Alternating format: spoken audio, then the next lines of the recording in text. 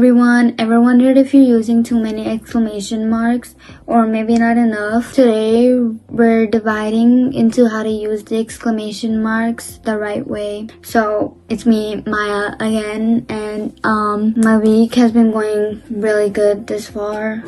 Just today I was at this open house thing, father schooling, and with my friends, and it was really fun. So like in open houses, when you go to a new school and then you explore around the whole school to see where to get to know the school better. So I'm going there next year, and yeah, let's just get started.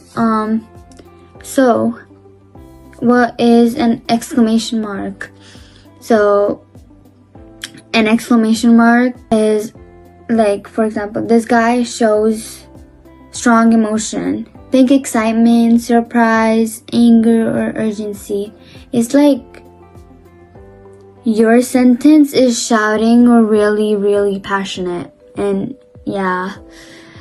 And when to use it is like, you use it when something intense happens in your life, like maybe somebody fell in front of you and then you're like, oh, that person fell, are you okay, with an exclamation mark or a question. And yeah, and for example, the other ways what an exclamation mark really means is, like, you can use it different ways. For example, like, watch out, that's a warning, and then you did it, and that's a celebration. And then no way, that means like you're in disbelief that something happened. And also works with interjections like wow or yikes. But hey, keep it to one, not this great job. That just screams a little too loud, because you can't be just using a lot of exclamation marks in something like a little too loud. And then when to not use an exclamation mark is now listen up. Formal writing, job application, emails to your boss, and yeah, so skip the exclamation marks. Instead of looking forward to hearing from you with 3 exclamation marks, you can try, I look forward to hearing from you, and then a period. That's like really calm, confident, and professional.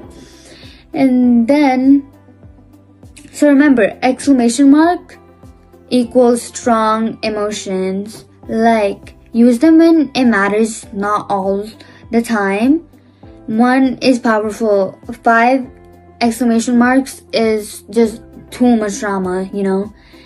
And then, yeah, that's it. That was just like a quick 4-minute video, I guess. And yeah, if this helped, drop a like. And got a punctuation pet peeve, comment below. And don't forget to subscribe for more quick writing tips. And it's no grammar snobbery here, just real talk. Bye bye.